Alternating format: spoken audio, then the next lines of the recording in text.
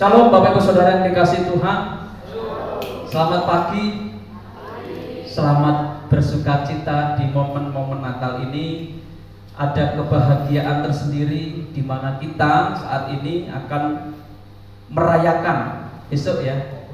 Merayakan hari kelahiran Tuhan Yesus. Baik Bapak Ibu Saudara yang dikasihi Tuhan, saya mengajak Bapak Ibu Saudara membuka Alkitab kita di dalam kitab Yesaya. Yesaya pasal yang ke-7 ayatnya yang ke-14. Lalu akan saya kombinasikan nanti di dalam Injil Matius pasal 1 ayat 23. Yesaya pasal 7 ayat yang ke-14. Silahkan Bapak Ibu Saudara menyimak, saya akan membacakannya untuk Bapak Ibu Saudara. Yesaya pasal 7 ayatnya ayat yang ke-14.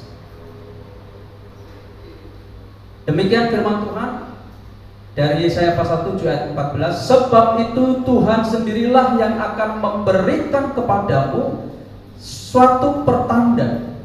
Sesungguhnya seorang perempuan muda mengandung dan akan melahirkan seorang anak laki-laki, dan ia akan menamakan dia Immanuel.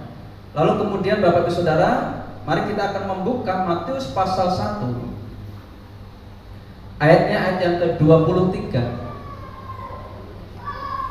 Saya akan membacakan kembali untuk Bapak Ibu Saudara dari Injil Matius pasal 1 ayat 23. Demikian firman Tuhan.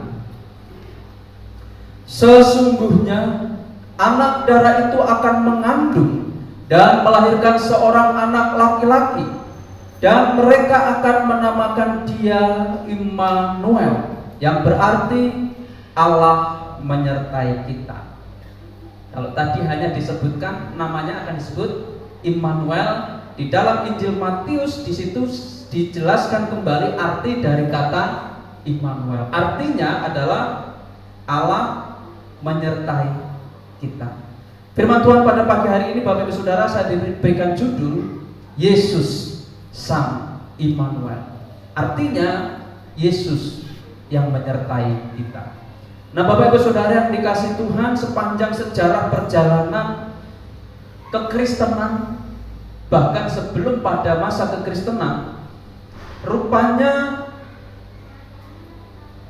Sang Mesias ini sudah menjadi berita baik, khususnya di kalangan orang-orang Yahudi Israel pada waktu itu.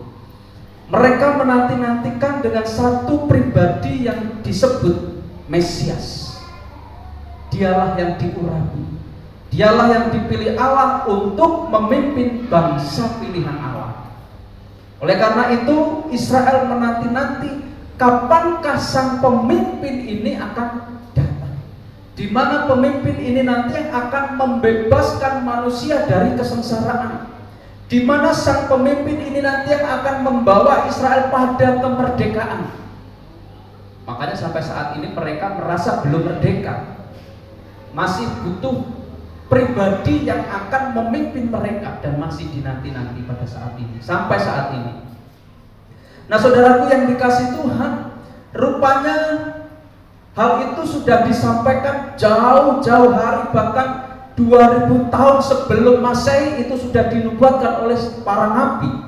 Salah satu nabi yang menubuatkan adalah Yesaya. Yeremia pun juga menubuatkan, Amos pun juga menubuatkan.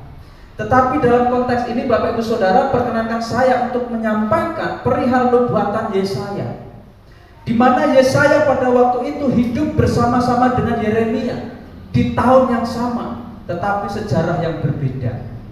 Bapak Ibu Saudara, Yeremia dan Yesaya pun juga memiliki satu kesepakatan yang sama. Dia mendapatkan suatu penglihatan yang sama perihal tentang Mesias yang akan datang ke dunia ini. Dialah nanti yang akan membebaskan bangsa Israel ini dari kesengsaraan. Dialah nanti yang akan memimpin bangsa Israel. Sepakat. Dalam artian apa?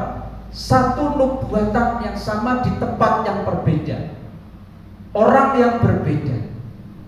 Kalau orang itu sama, kemungkinan Bapak Ibu Saudara, wah ya orangnya sama. Tapi ini orang yang berbeda. Nubuatan tetap nubuatan yang sama. Coba bayangkan, orang yang berbeda menubuatkan tentang hal yang sama, yaitu tentang hadirnya Sang Mesias. Bapak Ibu Saudara yang dikasihi Tuhan, apakah ini hanyalah ilusi? Apakah ini hanya sebatas angan-angan? Ataukah ini adalah hasil imajinasi seorang nabi? Bukan. Ini adalah nubuatan yang bersumber langsung daripada Allah. Allah memberikan penglihatan kepada nabinya, lalu nabinya ini menyampaikan pesan Allah itu kepada bangsanya Israel. Apakah itu sudah tergenapi? Sudah.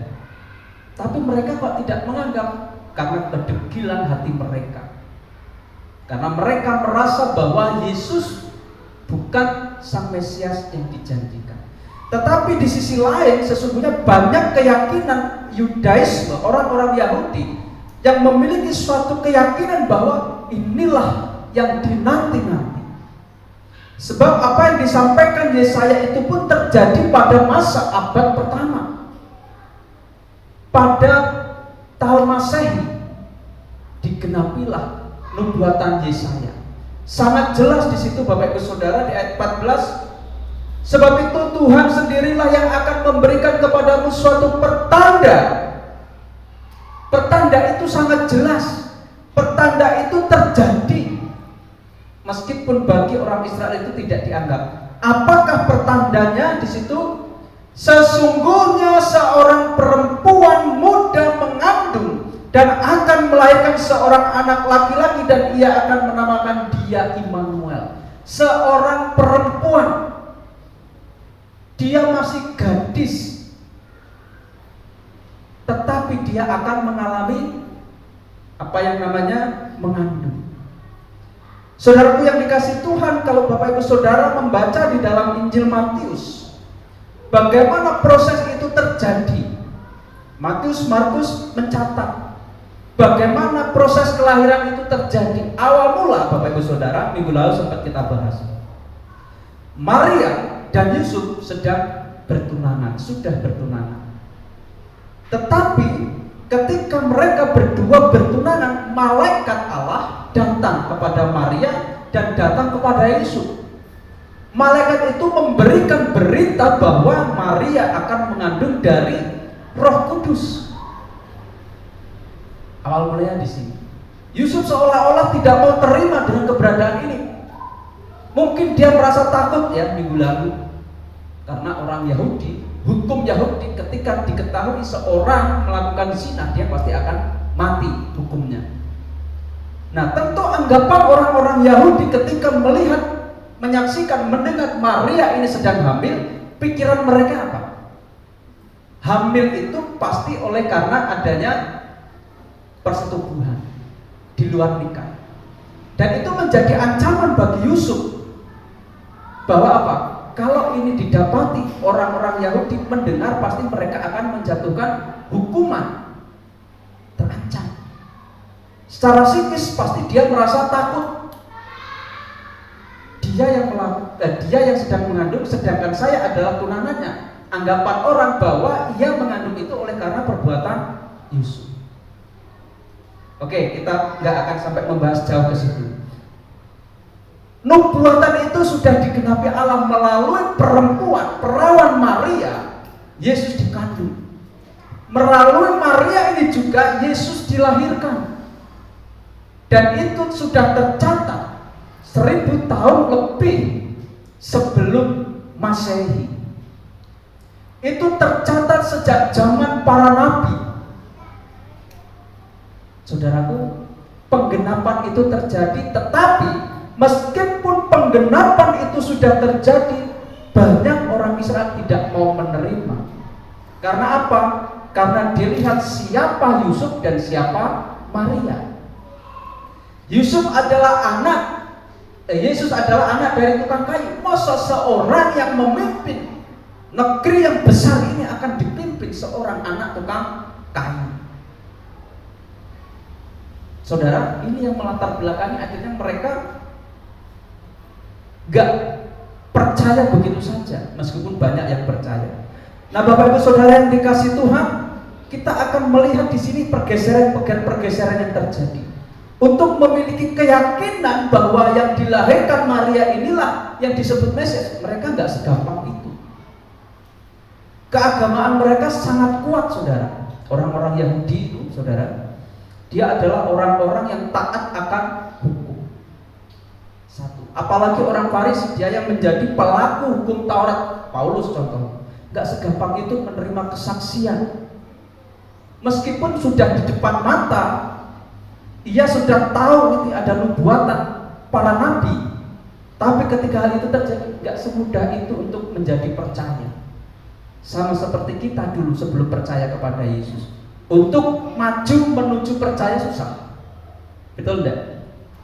Gak usah susah-susah, sekarang aja 2 bulan yang akan datang saudara akan memilih siapa. Gak usah disampaikan, ini bukan kampanye juga. Mungkin saudara bertanya-tanya, siapa yang akan saya pilih? Rekam jejak mereka pemimpin semua. Bingung enggak untuk memilih? Apa yang akan saudara pertimbangkan? Kalau saudara memiliki satu keyakinan dari salah satu yang tidak saudara yakini, kira-kira saudara mau enggak? Enggak mau. Karena apa?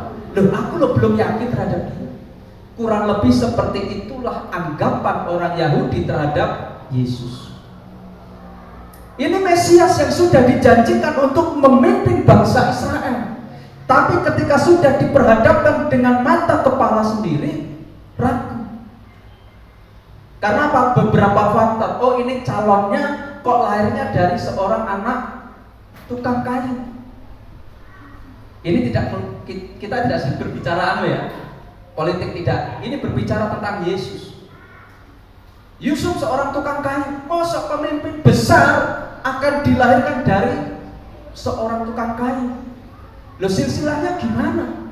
Kecuali kalau dia lahir dari silsilah seorang orang besar, katakanlah dari keturunan raja-raja, oke. Yusuf bukanlah seorang raja. Masa pemimpin besar dilahirkan dari seorang rakyat biasa?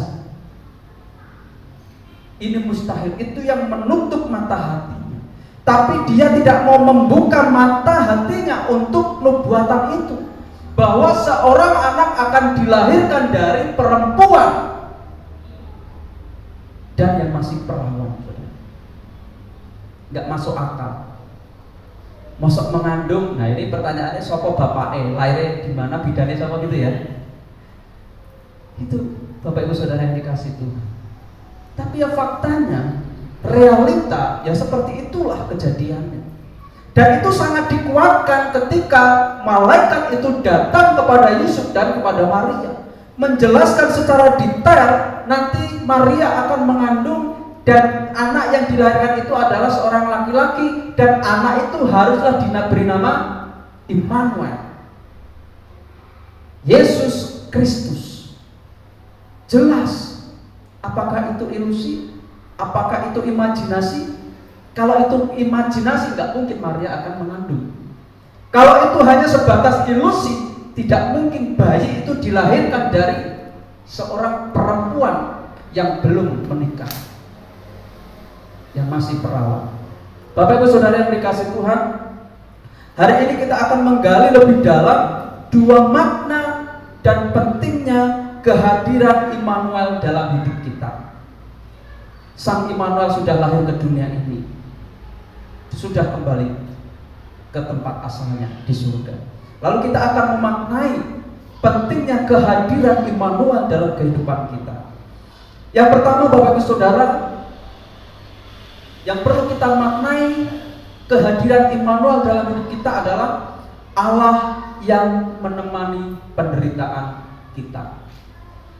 Bapak Ibu Saudara yang dikasih Tuhan, manusia selalu mencari Allah, berusaha semaksimal mungkin mencari Allah.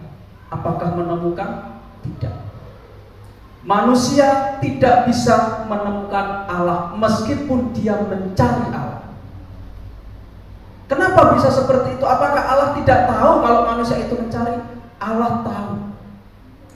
Dan Allah memberitahu kepada manusia bahwa manusia itu sesungguhnya sudah menemukan Allah, tetapi mata hatinya tertutup. Mata hatinya tertutup dengan apa? Kedegilan hati mereka. Sehingga mereka merasa bahwa mereka tidak menemukan Allah, sehingga manusia berusaha dan manusia terus berjuang untuk hidup kudus, untuk hidup layak dengan caranya. Apakah pertanyaan itu muncul? Cara manusia untuk hidup kudus itu sudah benar? Ada yang melakukan askese. Askese itu adalah menyiksa diri sendiri. Untuk apa? Untuk mendapatkan pengampunan dari Tuhan. Di zaman itu sudah ada, sudah terjadi. Menyiksa diri karena apa? Menyiksa diri ini simbol merendahkan diri, merendahkan hati di hadapan Tuhan. Ingat Ayub, apa yang terjadi terhadap Ayub? Daud pun juga melakukan hal yang sama. Ketika Ayub mengalami penderitaan, 10 anaknya mati dalam 1 hari, harta kekayaannya, lembu, jantan, unta dan lain sebagainya habis dalam 1 hari, dirampas. Lalu hasil ladang, hasil tanah juga habis dalam 1 hari. Menderita. Bukan hanya itu, harta kekayaannya pun juga habis dalam 1 hari. Nah, kita menjadi Ayub, kira-kira apa yang terjadi? Semua harapan, semua impian, semua hal yang ada pada kita lenyap dalam 1 hari. Apakah Ayub stres? Ayub enggak stres. Hanya Ayub sedang meratapi keberadaannya. Apa dosa yang sedang aku lakukan? Ketika orang sahabatnya datang, bukannya memberikan penghiburan, tetapi justru malah memberikan penghakiman. Yo Ayub, kamu sudah berdosa terhadap Tuhan, kamu harus bertobat. Ayub merasa, enggak, aku enggak berdosa kepada Tuhan. Loh, ini loh dampak dosamu, sudah jelas-jelas. Ayub enggak merasa. Tetapi meskipun dia tidak merasa berdosa, saudara, tidak merasa bersalah kepada Allah, dia datang merendahkan diri di hadapan Allah. Dengan cara apa?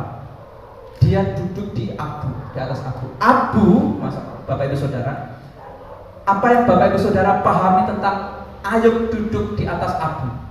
Apakah abu seperti abu gosok? Tidak. Abu di zaman dulu, di zaman kerajaan dulu, raja-raja itu adalah tempat sampah yang sangat bau, tempat kotor, dan lain sebagainya. Tidak ada orang yang mau datang ke situ. Ayub, dia merobek, dia memakaikan kain kain duka. Dia duduk di situ. Dia menderita, sekujur tubuhnya kena darah, sakit. Karena nggak tahannya, dia sampai menggores badannya dengan beling.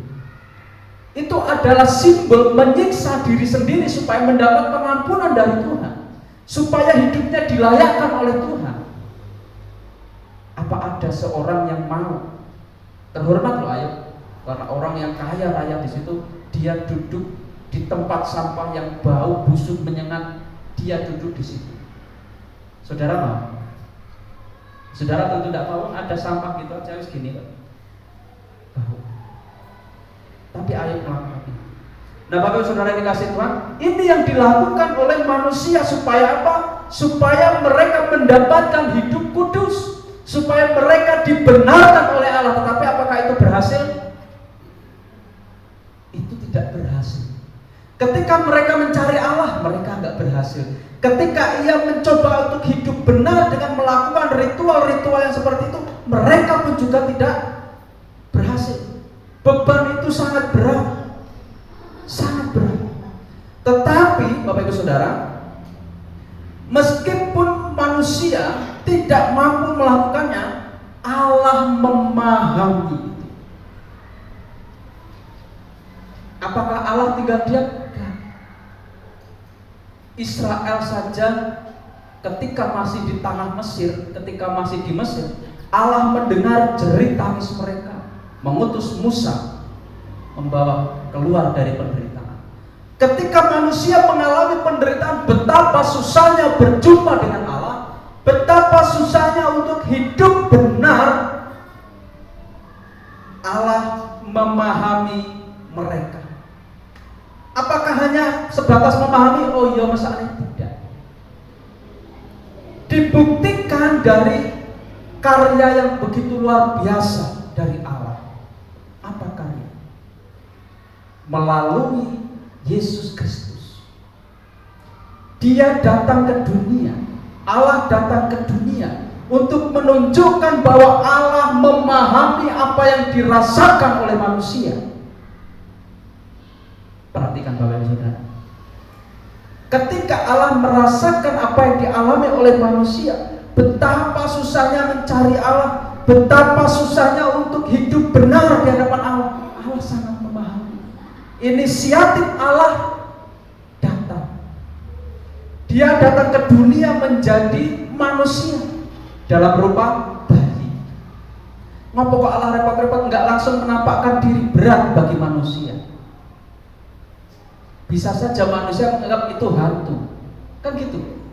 Karena saking susahnya manusia untuk percaya. Nanti nek datang ujuk-ujuk seperti itu dikira hantu. Wong malaikat datang wae ketakutan dikira hantu. Apalagi Allah yang langsung menampakkan dirinya. Manusia nggak sanggup melihat kemuliaan Allah. Maka beberapa minggu yang lalu saya menyampaikan bagaimana caranya supaya manusia itu bisa mengerti bahasa yang dimengerti oleh manusia. Hanya satu cara, ya melalui manusia. Kalau saya ngobrol dengan saudara, bercakap-cakap, bertanya-tanya, saudara bisa memahami nggak percakapan saya? Bisa ya? Bu Yuli, bagaimana kabarnya? Bisa dimengerti ya Bu? Tapi bagaimana coba ketika saya berbahasa berbeda, bahasa binatang, mbak, saudara bisa mengerti? Atau saudara bisa mengerti yang saya maksud? Tidak mengerti. Makanya Allah menjadi manusia supaya ia bisa menyampaikan maksudnya dan bisa diterima, bisa dimengerti oleh manusia. Maka ia datang sebagai manusia. Masuk akal enggak? Kadang orang menganalogikan enggak masuk akal, Gusti Allah kok jadi manusia. Gusti Allah bisa jadi apapun juga. Hanya Allah memikirkan bagaimana manusia ini bisa tahu apa yang disampaikan. Kalau enggak melalui manusia, sesama manusia. Inilah inisiatif yang akhirnya sesungguhnya membawa beban manusia itu ringan. Tetapi masih banyak juga manusia yang tidak mau menerimanya. Allah memahami akan hal itu, oleh sebab itu ia datang ke dunia untuk memenuhi kebutuhan manusia. Kok nggak ngasih beras? Kok nggak ngasih duit? Apalagi ini bulan Desember, besok hari Natal, kok nggak ngasih kado ya? Saudara, kebutuhan manusia yang sejati bukan hanya sebatas materi. Betul ya? Tapi kebutuhan manusia adalah apa yang selama ini dicari dan apa yang selama ini tidak didapatkan ketika mereka mencari. Itu kebutuhan. Berbicara kebutuhan tentu kita bisa memisahkan ya, mana kebutuhan dan mana keinginan, ya. Bisa ya bedakan. Keinginan itu ya hanya mencukupkan apa yang sebatas kita ingini. Tetapi kalau kebutuhan, apa sih yang kita butuhkan? Nah itulah yang Allah akan berikan. Ketika manusia membutuhkan Allah untuk mendapatkan Allah, memiliki Allah, Allah datang dan Allah memahami itu enggak? Bukan hanya memahami, tetapi Allah menggenapi. Allah memenuhi kebutuhan itu. Manusia bisa menemukan Allah. Ketika manusia bingung, nggak tahu arah bagaimana caranya supaya aku berkenan kepada Allah, Allah mencukupkan kebutuhan mereka, mencukupkan melalui Yesus Kristus. Manusia dipenuhi kebutuhannya. Ketika engkau mau hidup benar di hadapan Allah, Yesus itulah jalan kebenaran. Ikutilah teladannya, ikutilah ajarannya, lakukanlah perintahnya, maka kebutuhan itu akan dicukupi. Berbicara ini kebutuhan apa? Akan keselamatan. Karena ini yang dicari sejak zaman Perjanjian Lama. Mereka sampai saat ini belum mendapatkan kebutuhan yang mereka butuhkan, karena masih belum membuka hatinya. Nah, Bapak Ibu Saudara, ini pun juga yang sering dialami oleh manusia. Bahkan ini pun juga dialami orang Kristen duniawi. Jangan dianggap ketika aktif bergereja dia adalah seorang yang Kristen rohani. Seorang Kristen rohani dia adalah seorang yang hidupnya sejajar dengan firman Tuhan, yang cara hidup, pola hidupnya ini tidak berseberangan dengan firman Tuhan. Ini orang Kristen rohani. Tetapi orang Kristen dunia, ya kebalikannya. Orang Kristen dunia adalah orang Kristen yang cara hidupnya tidak sesuai dengan firman Tuhan. Secara identitas dia adalah seorang Kristen, tetapi secara perilaku, sikap hidupnya, komitmennya tidak menunjukkan bahwa dia adalah orang yang percaya kepada Allah. Nah, hal-hal yang sering terjadi pada manusia adanya kesulitan, mengalami keputusasaan, merasa Allah begitu jauh. Kapankah hal ini terjadi? Ketika manusia diperhadapkan dengan tantangan. Tadi di kelas sekolah minggu itu fokus pada Yesus Kristus. Saya mengajak sedikit diskusi kepada pemuda. Kalau hidup kita fokus kepada Kristus itu yang gimana sih? Ketika kita menghadapi tantangan, contoh aplikasinya seperti apa? Kalau hidup kita itu berfokus pada Tuhan, ada gambaran gini. Ya. Ketika hidup kita itu fokus, apakah kita terus melulu serta-merta mantengi firman Tuhan? Tidak, saudara. Kita bisa melakukan aktivitas sesuai dengan kebutuhan, tetapi kebutuhan itu tidak berseberangan dengan firman Tuhan. Itulah fokus. Dan itu yang harusnya terjadi pada manusia, khususnya orang-orang Kristen yang percaya kepada Tuhan. Seringkali diperhadapkan dengan tantangan, ketika mengalami kesulitan, ada keputusasaan, kita merasa apa? Allah itu sangat jauh dari kita. Padahal kalau kita mau melihat dari kata Immanuel, apakah itu janji semu? Seperti yang disampaikan di sini di dalam Injil Matius tadi, Injil Matius pasal 1 ayat 23. Dan mereka akan menamakan dia Immanuel, yang berarti Allah menyertai kita. Seringkali kesulitan datang, seringkali keputusasaan itu datang, itu akhirnya mengubah pola pikir kita, merasa seolah-olah Allah itu begitu jauh. Kalau kita merasa Allah begitu jauh, ingat saudara, firman Tuhan mengatakan apa? Yesus Kristus dinamakan apa? Immanuel. Allah menyertai kita. Yang namanya menyertai itu ya saudara. Saya kesini, kira-kira Allah di mana? Allah di mana? Di mana? Di samping. Kalau saya di depan gereja, Allah ada di mana? Arti kata menyertai itu selalu bersama-sama. Kalau saya di sini, dari kata bersama, itu berarti Allah ada di sini bersama dengan aku. Allah ada, ya kata bersama. Allah itu ada dengan saya. Dimanapun saya berada, di situ Allah berada. Tetapi terkadang kita lupa ketika tantangan datang, ketika keputusasaan itu datang, kita merasa bahwa Allah itu jauh. Ingat, dia adalah Allah Immanuel, Allah yang menyertai, Allah yang selalu bersama-sama dengan kita. Tapi kok masalahku belum selesai? Allah menginginkan adanya proses di dalam kehidupan kita, dan Allah ingin melihat sejauh mana kesadaran kita terhadap Allah yang senantiasa menyertai kita. Kayaknya hampir sama ya Mas Dandi ya dengan pelajaran tadi ya. Fokus kepada Tuhan. Apa sih yang dilakukan Yesus tadi di dalam pelajaran sekolah minggu? Bukan Yesus memperlihatkan ini loh, aku Allah, tidak. Tetapi Yesus ingin memperlihatkan, ingin mengetahui sejauh mana keyakinan para murid terhadap Yesus Kristus, bahwa dialah Allah. Sama. Dengan tantangan, tentang keputusasaan. Ini akan membuktikan sampai sejauh mana kita memahami, sampai sejauh mana kita mengerti Allah bersama dengan kita. Kita akan bisa merasakan, kita akan bisa paham ketika masalah itu terselesaikan. Kita mungkin akan menyampaikan kesaksian, puji Tuhan, ketika menghadapi tantangan ini Tuhan menyelesaikan untuk saya. Itu bukti bahwa Allah bersama dengan saya. Amin, saudara.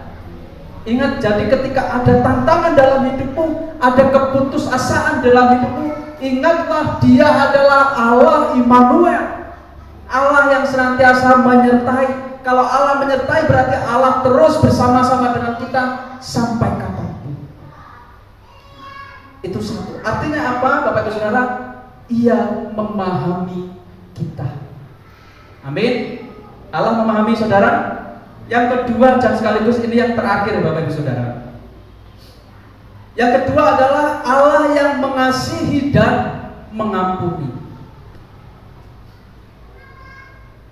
Immanuel juga membawa pesan kasih dan pengampunan. Yesus datang untuk memberikan hidup yang berarti. Kita diberikan pengampunan dosa dan diberikan kesempatan untuk hidup dalam persekutuan dengan Allah. Allah yang mengasihi dan mengampuni. Ini adalah makna akan pentingnya hadirnya Sang Immanuel. Ketika hidup kita, sebelum kita mengenal Yesus, saudara, kita jauh dari Dia. Ketika kita jauh dari Dia, maka kecenderungan berbuat dosa itu semakin kuat. Ketika kecenderungan itu berbuah, maka dosa itu akan didapat. Ketika dosa itu didapat, maka yang terjadi apa? Kematian kekal. Betul ya? Gitu ya. Ketika manusia itu berdosa, maka kematian kekal itu yang akan diperolehnya. Tetapi kita melihat makna dari Sang Immanuel ini, bahwa Allah itu mengasihi dan Allah itu mengampuni. Bentuk kasihnya itu di mana? Ya, perhatikan di ayat yang ke-23 tadi. Ayat 21 saya mengajak Bapak Saudara melihat dari Injil Matius ayat 21. Ia akan melahirkan anak laki-laki dan engkau akan menamakan dia Yesus, karena dialah yang akan menyelamatkan umatnya dari dosa mereka. Wah, ini sangat jelas. Saya nggak perlu berpanjang lebar ya, amin gitu aja ya. Ayat 21 ini menjadi jawaban bahwa Allah itu mengasihi, bahwa Allah itu menyediakan pengampunan kepada manusia. 21 jawabannya. Dialah yang akan menyelamatkan umatnya. Tidak hanya berhenti sampai di situ. Kalau menyelamatkan, konteksnya kembali kepada perjanjian lama, saudara. Bisa saja mereka diselamatkan dari peperangan secara lahiriah, secara fisik. Bisa saja mereka diselamatkan dari apa? Penjajahan Romawi di zaman perjanjian baru. Bisa saja mereka dibebaskan dari semua hal yang tidak menyenangkan hati mereka. Tetapi Immanuel, Yesus ketika datang ke dunia ini, Allah datang ke dunia ini bukan hanya menyelamatkan dari sisi fisik, tetapi Allah menyelamatkan dari ancaman kematian kekal, menyelamatkan manusia dari hukuman kekal, menyelamatkan manusia dari kegelapan, sehingga masa yang akan datang terang bersama-sama dengan manusia. Manusia dibebaskan dari belenggu dosa, manusia dibebaskan dari maut, manusia dibebaskan dari ancaman dosa. Keren lah, keren. Ini seperti apa namanya ya, sutradara dalam sebuah film. Endingnya nanti akan seperti ini dan itu terjadi.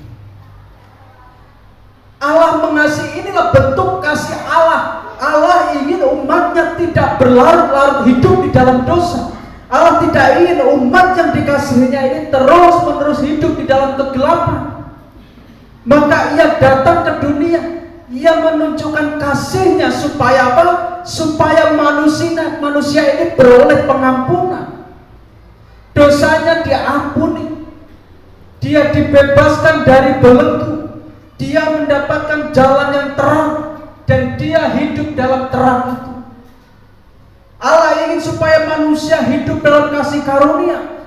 Allah ingin manusia ini akan menikmati hidup bersama-sama dengan Allah di dalam persekutuan yang indah pada kehidupan yang kekal.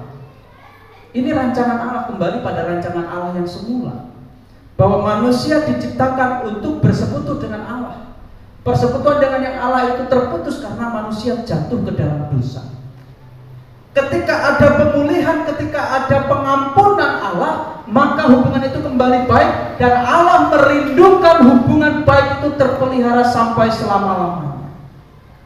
Itu yang diharapkan, itu yang diinginkan oleh Allah. Dalam 1 Yohanes 4 ayat 9 mengajarkan Bapak Ibu Saudara, betapa besar kasih Allah kepada kita, yang telah menyatakan kasih dengan mengutus anaknya ke dunia supaya kita hidup oleh Dia.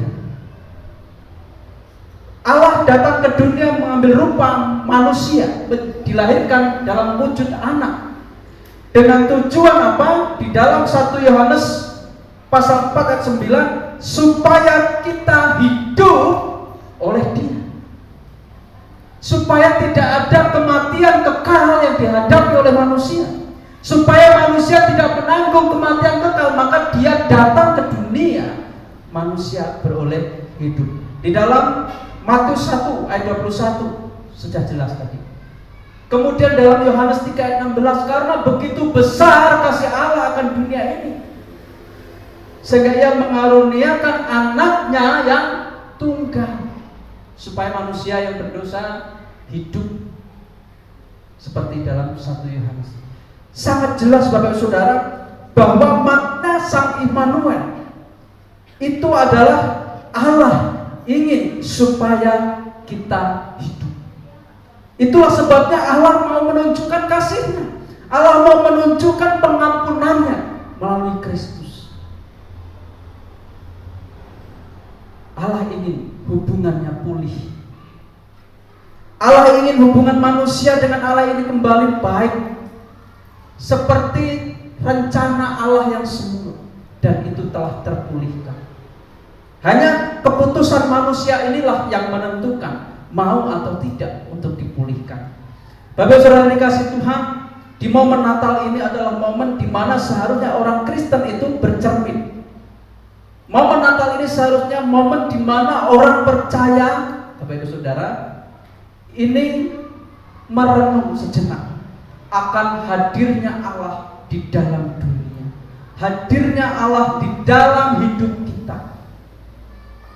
Apa yang sudah kita perbuat sebagai bentuk bahwa Allah itu sudah hadir dalam hidup kita. Ini penting Saudara.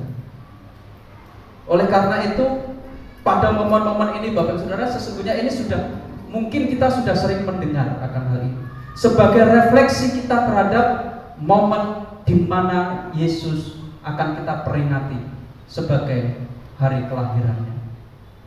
Mungkin ini pun juga menjadi perenungan bagi kita semua Bapak Ibu Saudara, bahwa Yesuslah Sang Immanuel. Dialah Allah yang menyertai kita. Apakah kita bisa merasakan penyertaannya dalam hidup kita? Apakah kita sudah bisa menyaksikan penyertaan Allah dalam hidup kita? Sudahkah kita mengambil satu keputusan, ya, aku mau menyampaikan perihal penyertaan Allah di dalam hidup. Sebagai kesimpulannya Bapak Ibu Saudara, kita hidup dalam suatu kenyataan bahwa Yesus Sang Immanuel adalah bagian dari hidup kita. Kehadirannya memberikan pengharapan, memberikan penghiburan, dan memberikan arti di dalam hidup kita. Tanpa ada kelahirannya, hidup kita tidak ada arti. Kita tidak berarti. Kita hanya hidup, ya udah hidup, mati ya sudah, masuk neraka, sudah selesai. Tetapi kehadirannya ini memberi makna yang sangat penting bagi kehidupan kita, di mana kita hidup, menghidupi kehidupan ini dengan hidup yang dijanjikan oleh Allah. Dan hidup yang dijanjikan itu digenapi Dan ketika nanti kita dipanggil Tuhan, ada kehidupan kekal menunggu kita. Hanya keputusan kita yang menjadi pengaruhnya. Ada pengharapan dan ada arti kehadirannya di dalam hidup kita. Resapilah kehadiran Yesus Sang Immanuel dalam hidup dan bersyukur karena Allah begitu dekat dan penuh kasih. Saudara, masa perjanjian lama mereka merasa Allah begitu jauh, atau bahasa teologisnya adalah Allah yang transenden, Allah yang tidak bisa dijangkau. Tetapi karena inisiatif Allah itu menjadi Allah yang sangat dekat dengan kita, Allah yang bisa dijangkau. Hanya dengan iman aku percaya Yesus menyertaiku. Saat ini juga Yesus menyertai. Betapa dekatnya kita dengan Allah, dengan Yesus. Tapi terkadang kita merasa Yesus terlalu jauh dari kita. Ini harapan. Dan itulah kasih Allah. Kasih membuat hubungan yang jauh itu menjadi dekat. Kasih itu membuat hubungan yang seharusnya tidak bersama-sama dengan Allah akhirnya membawa Allah dan kita dalam persekutuan yang indah. Itulah kehadiran Sang Immanuel yang patut kita syukuri. Kiranya kita dapat hidup sebagai saksi-saksi yang setia akan kasih dan kehadiran Allah, membawa berkat bagi orang-orang di sekitar kita. Jadilah berkat bagi orang, karena kita sudah menerima berkat ilahi itu. Immanuel, Allah beserta kita. Amin. Bapak Saudara dikasih Tuhan, firman Tuhan ini menegaskan kepada kita bahwa Allah senantiasa menyertai kita semua. Bapak Ibu Saudara ada dalam penyertaan Allah. Allah tidak pernah meninggalkan Bapak Ibu Saudara sedetik. Dia senantiasa hadir. Dia senantiasa ada bersama-sama dengan saudara. Renungkan. Jangan pernah merasa Allah itu jauh. Jangan pernah merasa di mana Allah dan menganggap Allah itu tidak melakukan apa-apa dalam hidup kita. Tetapi percayalah, ada kasih Allah yang begitu luar biasa yang Ia nyatakan dalam hidup kita. Percayalah, yakinilah, Dia menyertai, dan penyertaannya itu sempurna. Dia memiliki rancangan atas saudara, dan rancangan itu pun juga sempurna. Sudahkah kita merasakan kehadirannya dalam hidup kita, Sang Immanuel di dalam hidup kita? Saya mengajak Bapak dan Saudara berdiri bersama-sama. Kita akan meresponi firman Tuhan dengan satu pujian arti kehadiran. Terkadang kita tidak bisa menyelami jalan-jalan Tuhan. Kita tidak bisa menyelami cara Tuhan bekerja dalam hidup kita. Namun percayalah, di setiap jalan, setiap langkah yang kau tempuh, ada rencana. Ada rencana Allah yang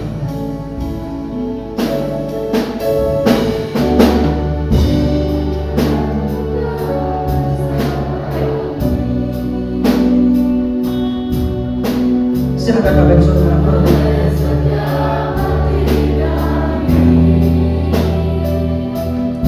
Dialah Allah Immanuel,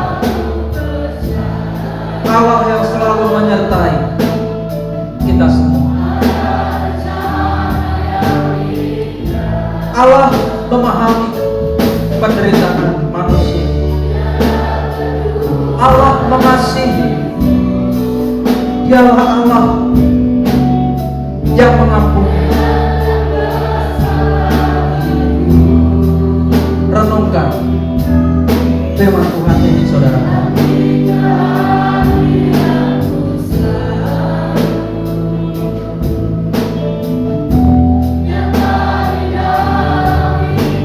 Kembali kita akan pujikan. Jalan kita terselamat. Jangan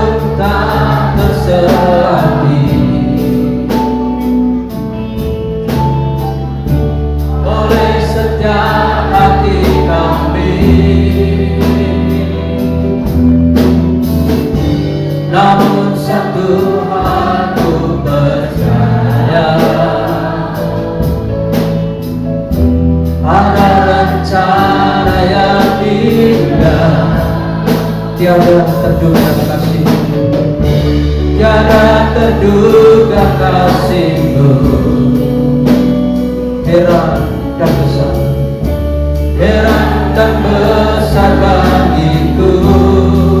Arti kehadiran-Mu, arti kehadiran-Mu selalu nyata dalam hidupku, nyata di dalam hidupku. Penyertaan-Mu sempurna, rancangan-Mu penuh damai, aman dan sejahtera walau di tengah badai.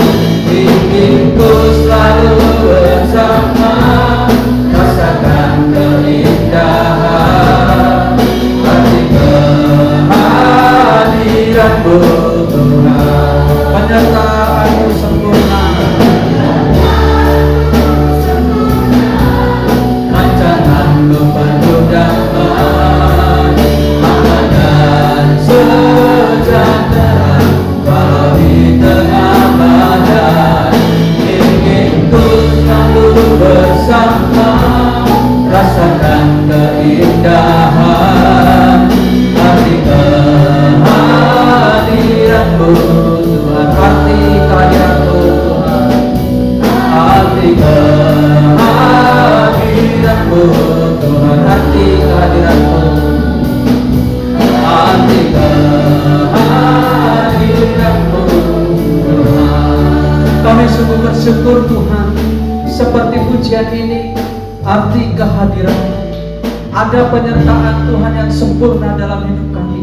Bukalah hati kami Tuhan, bukalah iman dan kerohanian kami untuk bisa melihat bahwa Tuhan hadir dalam hidup kami. Seperti firman Tuhan pada pagi hari ini yang menyadarkan kepada kami bahwa Engkaulah Yesus Sang Immanuel, Engkaulah Allah yang senantiasa menyertai kami. Biarkan ini menjadi perenungan bagi kami Tuhan, arti hadir-Mu di dunia dan arti hadir-Mu dalam hidup kami.